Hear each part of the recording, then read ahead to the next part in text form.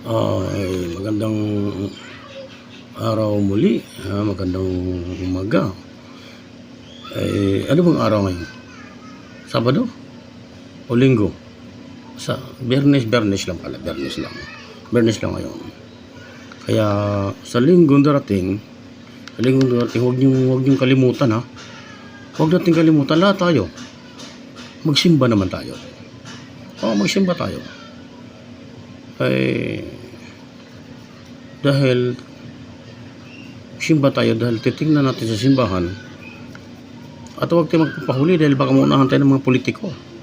Dahil mga politiko yan, mga politikong yan, magdagsaan yan sa simbahan at nagdadasal na siya na sila ipapalarin o na mananalo sa darating na eleksyon.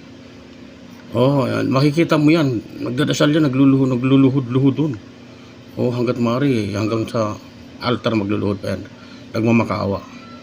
Parang nagpapakita ang tao na sila ay maayos magsilbi sa bayan, maayos sa mga Diyos, mga tao. Kaya ganoon sila ngayon. Lipa na yan sa simbahan ngayon. Sa linggo, malalaman natin yan. Punta kayo sa linggo dahil Lunes yung eleksyon, diba? Ayun. Araw ng linggo punta na. Yan ang pupuntahan doon yung mga politiko.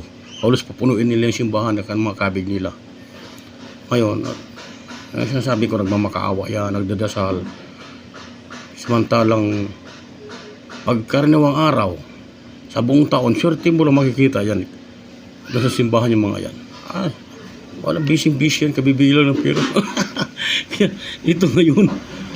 Punta tayo sa simbahan sa linggo, abangan natin yung mga yan. Andun yan. Mga magkunwari. Di ba?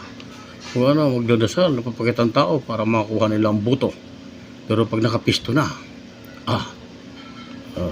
di ba? Kaya sana hindi rin sila papalarin sa mga ganun. Kaya pagka may nakita kayo mga politiko